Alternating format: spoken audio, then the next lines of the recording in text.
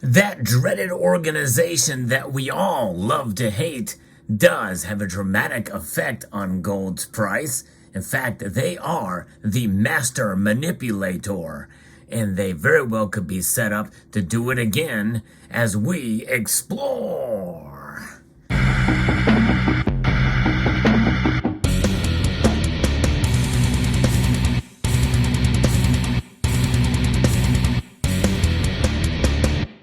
The Federal Reserve. Those are two words when combined, maybe send shockwaves across the community because we know that they have been in the business of devaluing our money since they were born in 1913. That's right, the dollar bill, by design, loses value by at least 2% per year. And in fact, it's very unusual that it's any less than that. But now it is up to over 6%. Inflation is on fire. However, some are saying that we're going to see the end of inflation soon, but I think it's going to be quite a while. Do not count inflation out yet. And that's why I believe that what the Fed could be doing here soon very well could send gold's price down fairly sharply, although at the very least, it will end its bull run that we've seen here recently. I'm going to be referencing an article here from Kitco that talks a little bit about this and provide some of my thoughts on it as well. If you are here and you enjoy videos where I talk about the markets and maybe show some pretty interesting pieces on the channel, I hope you will consider pressing that thumbs up button down below. And also, statistics show that a lot of my viewers don't actually subscribe to the channel. So if you could subscribe to the channel, that will help as well. And maybe share the video to others. Gold is looking to close very soon. Here it is down slightly as of the recording of this video, but aside from a small little tick downwards, it may close to its sixth weekly gain overall. And this will be the biggest winning streak that we've seen for gold so far since the summer of 2020, when we saw gold finally hit that record high above $2,000 an ounce. But the question is whether the precious metal can maintain its rally as analysts see inevitable profit taking in the short term. One argument analysts raise for the next week is why wouldn't gold investors take some profits off the table after seeing stellar gains this January? Earlier this week, gold was up more than 6% year to date, the best start to the year since 2012, as the precious metal hit a fresh 9-month high at around $1,949. And with big data points coming in, the market will back off and you will take profits off that table, which is what Walsh Trading co-director Sean Lusk told Kitco News. The top event to watch next week is the Federal Reserve meeting on February the 1st, followed by Central Bank Chair Jerome Powell's press conference. There's a lot of noise regarding the pace of rate hikes potentially slowing down, Lusk said, but the Fed could surprise with a hawkish stance. We must keep that in mind, folks, that it could happen. Markets are currently pricing in a 98.9% chance of a 25 basis point rate hike next week, according to CME FedWatch tool. But Lusk is not ruling out a 50 basis point move. I don't think the Fed will be less aggressive as they are looking at the long term, he said. With China opening up, there will be more demand. The Fed could keep its foot on the pedal here. And I actually agree with that.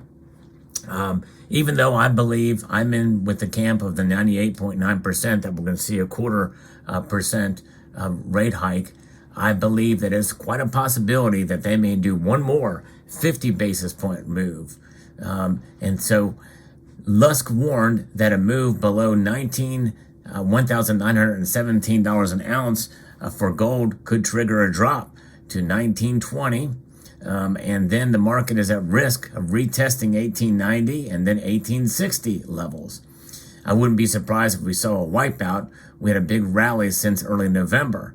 So what does that necessarily mean? It means that likely we could see gold drop below $1,900 an ounce.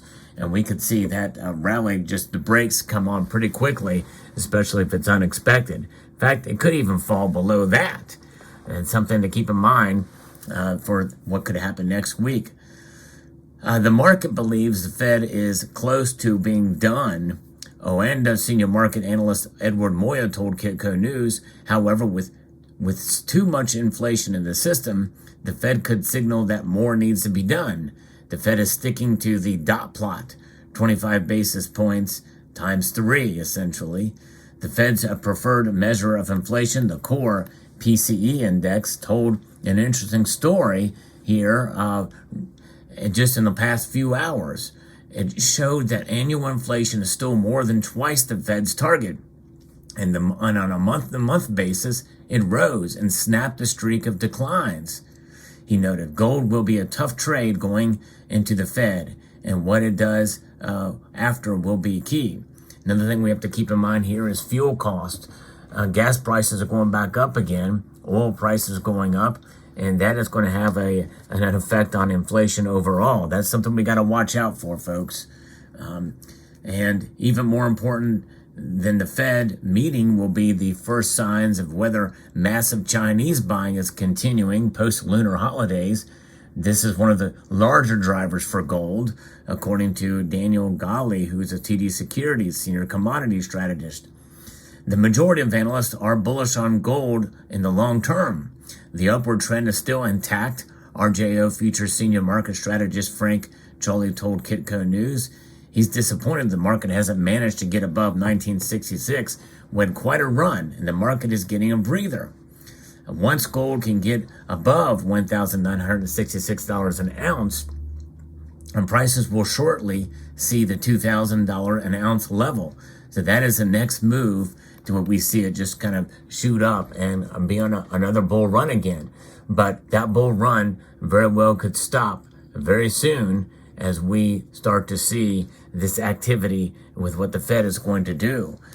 So we may have maybe a month or two of this where that rally will stop. And then we'll start to see it pick back up again.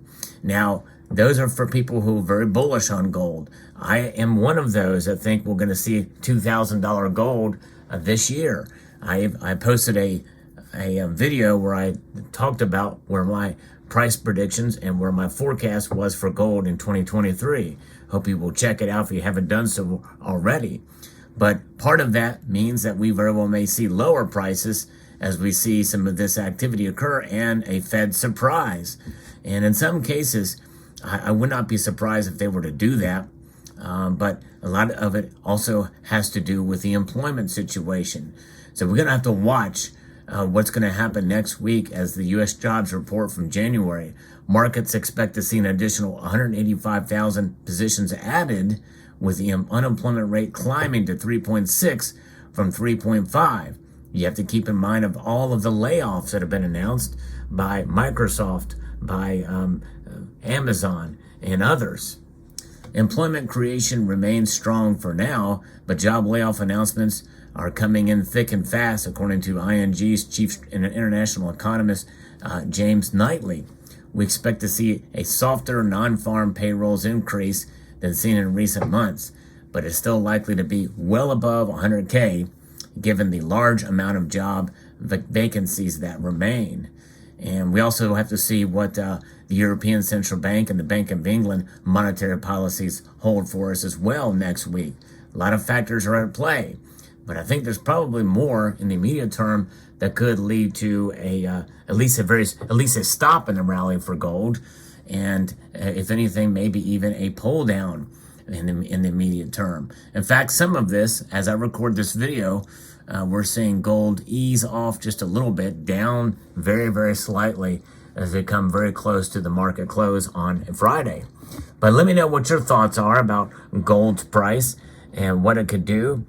Could it mean a buying opportunity for those of you who have that dry powder available to make it happen? Let me know. I'm going to be kind of looking around as well, but it'll be very interesting to see what gold does. In the long term, we know the deal. The precious metal fundamentals remain intact. We know why we hold gold, and it is for that long-term play because it does provide as a wealth preservation device. And what is it, J.P. Morgan that once said, gold is money and everything else is credit? Boy, that is very much true to form with gold. And so, therefore, it is incumbent upon us to do our research. And obviously, I'm not a financial advisor, but I think it's a good idea to hold on to gold. I think it's a good idea to stack it. I think it's a good idea to do your research on it.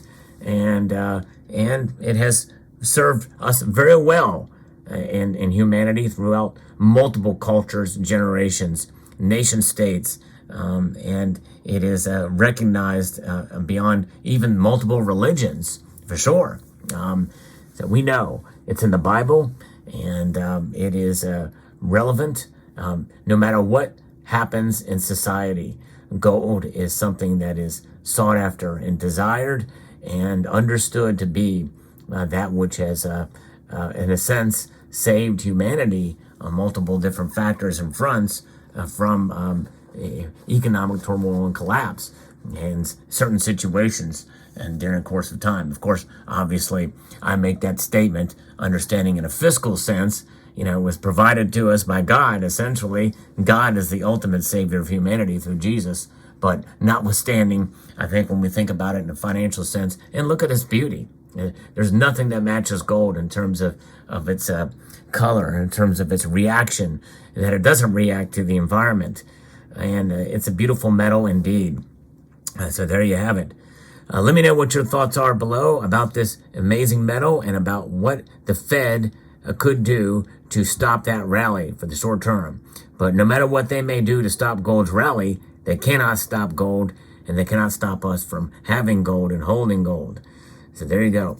I'd like to extend a multitude of gratitude to all of you for taking the time to watch, and to encourage you to please rate, share, comment, and subscribe.